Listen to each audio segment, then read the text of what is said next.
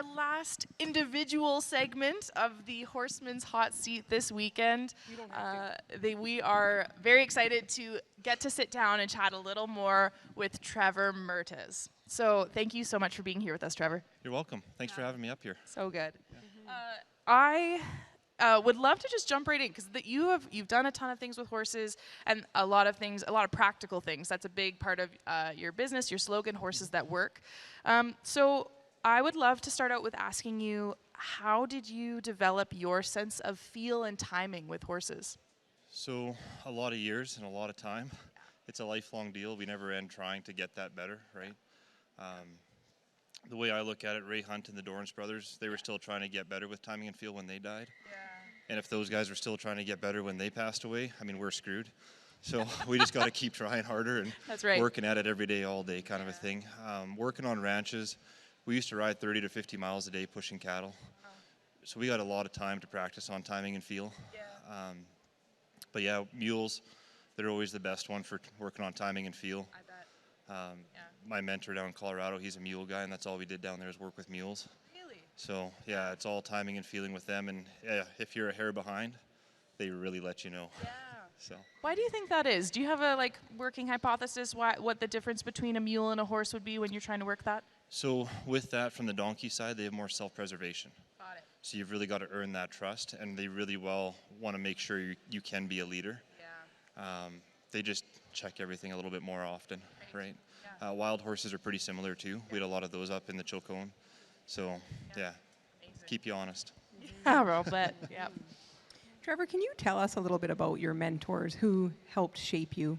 Yeah, so Tom Mowry was the one guy that really changed that for me. I'd met a few guys working ranches around up here that were kind of following really good horsemanship at the time back in the early 2000s, and they were the ones that really opened that door for me, and they kind of started leading me to that. And then when I went down to work on the ranches in Colorado, I kind of sought out that same type of horsemanship and ran into Tom. And like I say, he was a mule guy, so he goes team roping with his mules. That's his deal. Yeah, that's what he has fun with, and he'll still go. He's got some 40-year-old mules, and they'll still go and rope a couple times a week every now and then, but they're not doing 20 head a night anymore. It's one or two, and Sure. they're still placing if they want to, and yeah, Wow. It's pretty neat to see. That's amazing. Yeah. Yeah. Yeah. So. Awesome. When you are preparing to ride or train on any given day, how do you decide what to do? First, I drink coffee. Perfect. Good call. Yeah. Yes. Start with that. For me, I don't go out there with a plan, right? A lot of times when we get a plan, I'm going to go do this, and I always use trailer loading as one because that's always seems to be the worst. But I'm going to go out there, I'm going to get my horse in a trailer today. They'll never go in a trailer that day. And then you get frustrated. You sit there for 8 hours trying to get them in. So I always try to have the open mindset. I'm just going to go mess around with them and see what happens, right? Take them how they are. Just because they went in a trailer yesterday doesn't mean they'll do it today, right? So every day is a new day. We'll go out there, especially with obstacles and all the stuff we're doing nowadays. Just because they did those obstacles yesterday doesn't mean they'll do it today, and it's a different day, and the weather can be changing, and the horse will tell you where they're at, right? So that's my only approach every morning is just going out, and I'll grab a cold and just see where they're at, and then we'll just see how far we go. And my hope is that we can progress every day.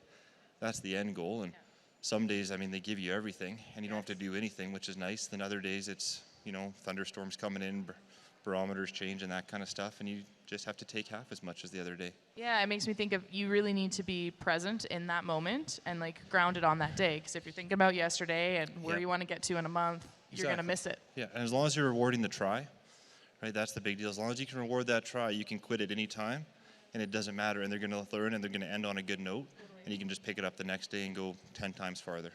Absolutely. It made me think of one of my mentors said, discouraging a horse's try is the worst sin of horsemanship. If you have try, if you have try, you can shape it into just about anything. You can go any direction if you got try, but if you take that out, it's miserable. 100%. Yeah, that's amazing. That's when mules get called stubborn. There you go. Yeah. That makes total sense. Yeah, they're just smarter. Yeah, they're too smart for things. Yep. Trevor, I'm sure you're familiar with this quote, but great horseman Tom Dorrance said you have to get to the mind to get to the feet. Yep. What do you think about that? What's your take on that? Yeah, that's one of the quotes I try to use every day. Tom Mowry, he was really good friends with Tom Dorrance, so he told me that right off the bat. And yeah, if you want to get to their mind, you got to get to their feet. And it's not just You see it out there often where people just move the front end or just move the back end of a horse. They go, oh, I move the front feet and back feet. It's not, you're only getting about half of what you need to get with that point, right? You want to get right to the feet, where if you want that front foot to move 3 feet over and a foot high, you get that. And if you want it 3 inches over and an inch high, that's also what you get, right? So you want to get real specific about where you're moving that foot, not just by moving it. Yeah. So. Makes me think of like the necessity for clarity. Yes. Like that idea that if we're not exactly sure where we want them, Yep. how are they even supposed to get there? Yeah. So how do you help people get clearer with Right. what they're trying to ask their horse to do? Yeah, a lot of it's when there's wrong communication, a lot of it's in the hands. People are really fidgety with their hands, right? Or we're used to doing what I'm doing and talking with my hands. So then you get in the saddle, you start talking, you're holding the reins and you're moving them around, right? So yeah, the biggest thing I try to do, and we did it this morning actually in the clinics, was just, as Tom always says, right? The cow died to give you those reins, so don't bunch them up. Use all 8 feet, right?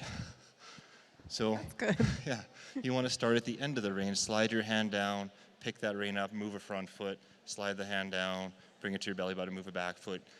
Try to give them a little more clearer signal, right? Instead of just riding around on a tight rein and just kind of moving our hands and getting real busy, the more that we can turn those reins away back to the horse, the bigger they're going to mess up and the bigger they're going to learn, right? So that's one of the ways I try to get people to be clear, is by throwing the reins away and trying to get back to just sliding and letting them pick up on that feel before it happens. Yeah, and I can imagine that when you're asking people to pitch those reins away, that like that's vulnerable for us. Oh, it's a tough deal. It's hard for us, but also it's kind of leading by example, because what we're asking the horse to do by packing us around, it's also vulnerable for them, right? Like letting Yeah, us for get sure. up there and ask that kind of stuff.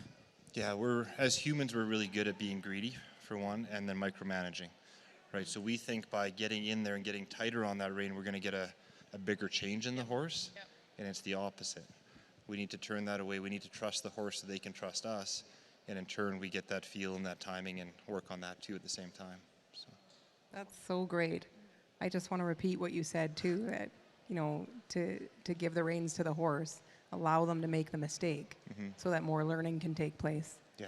It's so counter a lot of other things that are going on. Like you said, micromanaging is a trait Right. of humans Yeah. naturally. Yeah. So to kind of, I'm sure you find this too, but I find so much of horsemanship is overcoming our predatorial nature. Yep, for It's sure. like a lot of times I have to do the opposite of what I'd like to do. Yeah. Yeah, it's tough. We got to think like a horse is the best we can, and that's what those guys say, right? By getting to the feet, that's the way that those other horses speak to those horses, by moving the front feet or moving the back feet, and then taking them, like the lead horse in a herd will always take them to where the water and grass is and that kind of stuff. But they'll do it by looking at them, lunging at them, biting, moving a front foot over to get them out of that space, or a hind foot. If you watch the lead mares, especially in wild herds, they'll be real specific about where they want that horse to go to. Right? Do they want them just to move an inch so they can get that blade of grass, or do they want them to move 100 feet to get out of their area? Right? So if we can take a little bit of that into what we're doing, it goes a long way, I think. So, yeah. Trevor, your program, your slogan is Horses That Work. Yep. Can you give us a little bit of, like, why did you choose that? What would you describe the type of horsemanship that you do as? Yeah, so it came from years ago when I was working on ranches and just kind of taking in a few client horses. Just a lot of horses don't work anymore, right? And that was kind of the deal. I just wanted a horse that works. And at that time I was riding a lot of ranches, so my horses were working. And that was just kind of the basis of where that came from. Like I say, now it's kind of I call it more of a foundational horsemanship. I think that's what we wanted to lead in with that. Yeah. Why foundational? So the natural horsemanship term has become very watered down and very filtered out, and kind of a lot of people have bad experiences now with natural horsemanship. The foundational horsemanship goes right back to the foundation, moving a foot when and where you want it, and just staying really clear about that. That's the absolute foundation. If you can't move a horse's foot when and where you want, then we can't do anything else down the road from there. Right? As soon as we can get their feet moving, and if we have 100% control of their feet on the ground, we're going to lose 30% at a walk under saddle, another 30 at a trot, and we lose 30% every time we pick up speed. And that's only if we have 100% of control of their feet on the ground. Right? So if we can't get that at the absolute foundation of everything, then we're not going to be able to go on ever, right, and succeed. we can go on, but it's a lot of pressure typically that people put on them Yeah. to get there. Totally. Yeah. So then this is a question that's just coming to my mind as you're describing how you've built your program, what you're focusing on in your program. If you had a student or someone was going to be your student, what would be the secret for that person to earn your respect and admiration as your student? It's kind of like a horse. As long as they're trying, I'm happy, I love that. right? At the end of the day, that's it. If I've had a few people or students come work alongside, and as long as they're trying and they take stuff and they're applying it and working at it, and you can actually see them applying stuff when you're busy with another horse and you look over and they're actually doing what you've told them and from a couple days ago, right? And they're, oh, this horse is acting up. Okay, well, I'll go back to doing this. And you see that, right? Yeah. That's cool. Yeah, like they're kind of taking ownership of their process Yeah. based on the tools that you've given them. Exactly, yeah. I'm super easy to please. Like even in clinics, I tell people, I'm like, he just moved that front foot a 1/4 inch. I'd be happy. I'd have been happy with a 1/16 of an inch, right? So it's just those little tries, and same thing with people. I love that. Yeah. I really appreciate that. Lately, through having a Western store, I've had a lot of young customers, and I'm just learning that same thing. It's like sometimes they try and they actually do the wrong thing or the opposite of what I would like, Yeah. in trying to help me with things and be a part of my world. But you're right. Like as long as they're trying, you can shape that. Yep. And you don't want to discourage that, because the moment that you hurt somebody's feelings, or in the Yeah. case of a horse, offend them, it's kind of like you sort of stop communication. Yep. Yeah, for sure. Very cool. Yeah. So Trevor, something else we were wondering is you have a busy schedule. I've noticed you've been very busy lately. Yeah. I believe we saw you at Can-Am. Yep. Then I think you had a clinic. Yep. And now you're here. Yep. Yeah, it's 4 expos in 6 weeks. Wow. And then wow. a week of lessons on the lower mainland there with the clinic on the weekend after that. So it's What number Oh. is this expo for this you? is the 4th. This is the 4th. Yeah. What were all of the ones that you were So at? Can-Am, or started off with down in Denver at Rocky Mountain Horse Expo. Yes. So I drove down there for that, then drove up to Ancaster, Ontario for Can-Am, Okay. and then drove back home. And I was home for a couple of days at least to get some hay out, and then I went to Chilliwack for Can-Am Yeah. out there. Oh my. And then we're here now this weekend, so Awesome. yeah. So saying all of that, how do you keep from getting overwhelmed, tired? What do you do? What do you do to keep your energy up? How do you keep focused? Because we both know from our very little experience, it takes a lot of energy to teach people. Yeah. Yeah, when I find the answer to that, I'll let you know. You're here though. Yeah, you're making it. You're Oh, at yeah. number 4. No, it's good. In between, and a lot of times, even when I do my clinics in BC for the summer, I actually have my truck rigged up that I can throw my canoe on the top of it. So I'll go camp out. There's a lot of little great horse campgrounds around. I'll go fishing in the morning, then ride my colts in the afternoon. So I'm probably probably the only clinician that packs a canoe and a fly rod along. But it usually comes cross country with me, and I'll take a little bit of time that way. I usually bring colts along on the road. This time I actually brought my stud up here this weekend, which has been kind of a nice change. It's kind of fun to ride a broke horse now and then. But typically I've got the colts along, and there's always stuff to work on and play around with. And like when we go down to the States, I'll usually pick different highways. So I'll find different highways I haven't driven on, find different places to camp and ride. So that's kind of my reset, is just going out, riding my colts in a different region, different area. And it does become work. I mean, that's what I'm doing. So you can never just go and ride and actually relax, as people do. But yeah, there's always a creek or something to work on, right? So yeah, but that's my downtime, is just riding my own horses along the road as I go. So what do you offer, Trevor? What is your focus? You just mentioned some clinics at home in BC. Yep. You're from Kamloops, is it? Yeah, kind of the North Okanagan and Williams Lake is what I used to call home. Okay. Yep. So describe how people, how can they connect with you? How can they learn from you? For different clinics? Yeah. Or website? Or Yeah, they wanted what to is work your with you. program? What are you geared towards? Colt starting, obviously. a lot of colt starting. The So majority, taking outside colts? not as much anymore because I'm on Okay. the road too much, and that's Okay. just not fair to them. Yeah. Last year I had a couple futurity horses, so they committed the full year to futurity, so those are the 2 horses that came along on the road. But other than that, now it's just winter from kind of December to the end of February for client horses. Oh, okay. And then the rest of the time I'm on the road. But yeah, my main clinics are extreme cowboy clinics, which are just obstacle horsemanship clinics. People get a little worried about the extreme parks, like, oh, we're going to be running. People rarely run.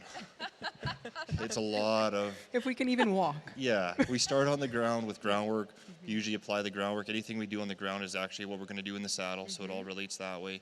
And then we get into a few little obstacles. It's slow and easy startup. We've started in BC, there's been enough clinics lately with enough people coming back that we've started a level 2. So we can kind of start them off in the saddle, and those are the people that are wanting to get out competing or just want to pick up a little bit of speed and push themselves a bit. But that's, yeah, the extreme cowboy clinics. Then, yeah, there's cold starting, trail riding, beginner packing clinics for people that want to learn how to pack into the mountains. That's one that's kind of been taking... Yeah, tell me more. You just Interest peaked. as much. Yeah, you know, I love being in the mountains with horses. I've had a chance to do a couple overnight pack trips in the Rockies and things like that. So can you tell us a little bit about like your experiences with that? Yeah, most of it just working ranches again. We'd throw pack saddles on, pack salt around, pack stuff out on range. I like to hunt, so I'll usually just go and pack out, and that's another way I kind of unwind is disappearing in the mountains for a few days on my own doing that. But yeah, that's about it. Do you have any favorite places that you've gone, or any kind of memories or stories that kind of stand out as special times? Got all kinds of stories, but That's it. yeah. I can tell Yeah. by the look on your face. Yeah, packing, not a lot. Like I've done some sheep hunts here and there and stuff like that, and nothing fantastic happened on them. I still haven't got a sheep, so you know, it's a lot of excuse to go to the mountains with a gun and walk around, maybe see a sheep or two, and that's about it. Well, then, but I do think you have to be very skillful at navigating uncertainty when you go out on a hunt, or like you have to just be able to problem solve on the fly, you know, all these types of things. So do you find that skill, like how do you stay grounded? How do you navigate uncertainty, whether that's out in the mountains? Because that's, you know, we do that with horses all the time, but out there's the next level of consequence. Like you're not next to a hospital if something goes wrong or anything like that. Yeah, I come by it naturally for that part of it, only because we worked on ranches we never had cell reception. So the first 15 years people had cell phones, I never really did. First time I was working on a ranch in Colorado, and I wouldn't pack a cell phone because I thought it was useless. Most of it, like you're in a valley, you can see your way out. It's not a bit too big. Like I'll find my way down the hill with guests to find the ranch. The one day that they made me pack a cell phone, I put it in my inside pocket of my Carhartt, and I was on a 3-year-old colt, and my own fault, but she just didn't flex, so I asked for a little bit more, and this is where that timing and feeling question comes in. I didn't have much of it then, and I pulled a little too hard, and she flipped over and landed on me, and where the cell phone was broke my ribs. So I went back to the ranch afterwards, and I was like, that phone broke my ribs. I didn't have to pack one the rest of summer. So I got out of that one. That's, you know, it makes me just think of, we learn these lessons through some of those tough moments, but also what strikes me of what you've described is that just through the experiences you've walked through, you've really developed an ability to trust your own judgment and to like problem solve. I think that's something that's always struck me when we get a chance to visit is like this kind of calmness but groundedness and confidence that you have. That's where I was going. I got sidetracked with a story. But so my main quote was from the first guy that ever taught me how to start colts, and that was his dad's quote that he got from him, and it was, if you want a calm horse, stay calm, and if you want a patient horse, be patient. Right? And that was 20 years ago when I starting colts. He told me that, and that's kind of just been everything in life, right? It's just in those situations in the mountains when you get stressed. I mean, even chasing cattle around the Chilco, and we're like, well, there's 2 oceans, they can't go that far. Won't be that bad of a day. Right? I love that. Right, so that's just, and that's the mindset out there. It's just whatever, let it happen. We'll get it sorted out and get it back to control maybe next week. But totally. It'll happen. Yeah. Yes. Yeah. I really like that. Trevor, I was wondering, is there any books that you would recommend to people? Books. I would have to read a whole lot more before I could do that and not fall asleep when I read them. What about videos or ways to study? Audiobooks are great on the road, though. That's true. Yeah. How I get how through books me now. too. Yeah. Any like genres of books that you like or lean towards? As far as horsemanship goes, I don't know, Martin Black's got a couple of good ones out there. Yep. I kind of go to his.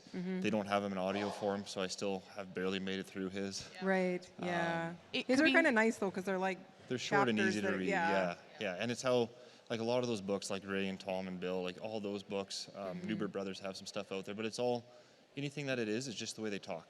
Yeah. Right, which is really nice. You can just, okay, it's like you're having a conversation, and then you can pick up a few little pieces, or when you take clinics with those guys and you go back to read the book, it's like, oh, they did talk about that, right? So, so from Tom, Ray Hunt used to tell them at the beginning of each clinic, you'll remember 5% of what we do in the next 4 days.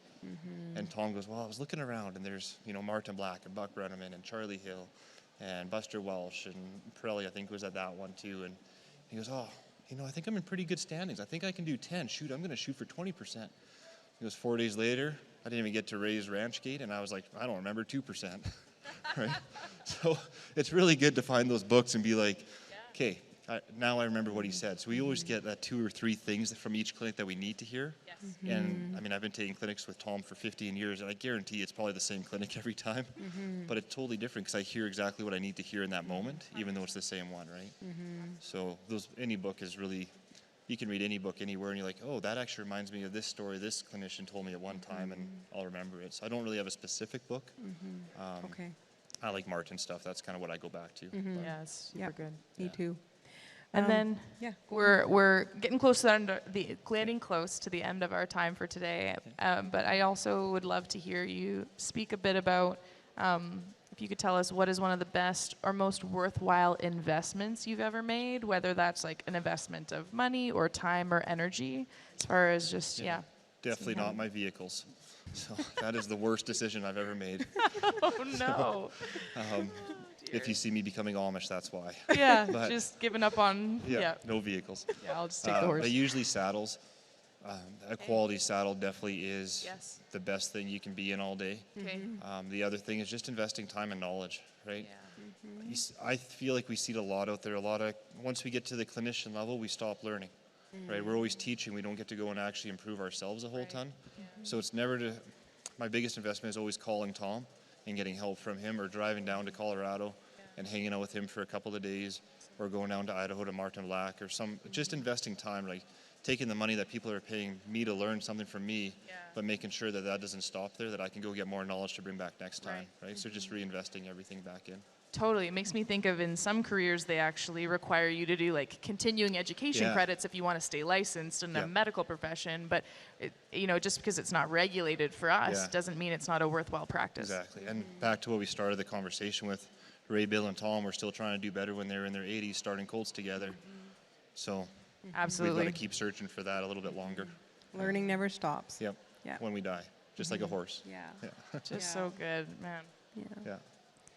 Trevor, thank you so much for being here with us. Yeah. Like, you're just a class act and a really Thank you. enjoyable person Appreciate to visit it. with. So we really appreciate you sharing a little more about, your approach, the way you think about things. And before we let you go, could you just let anyone know if people want to come find you for the rest of today, and maybe even beyond the expo, where can they find you and contact you? For sure. So all my stuff is Horses That Work. My website is horsesthatwork.ca, and then social media is Horses That Work as well. I do have a booth here, but I haven't made it there very often this weekend. I So, understand that, yeah. Yeah. So usually around talking, I'm usually by the round pen watching and trying to learn a little bit too while I'm here. But yeah, anything Horses That Work, you'll be able to find me. So, Okay. Brilliant. Thank you so much. Yeah, appreciate it. Thanks It's for been the time enlightening. too. Yeah. Wonderful. You're welcome. Awesome. Thanks so much for joining us, folks. We have so enjoyed getting to chat with our amazing clinicians and sharing that with you all. So thanks for being here, and have a great day. Yeah.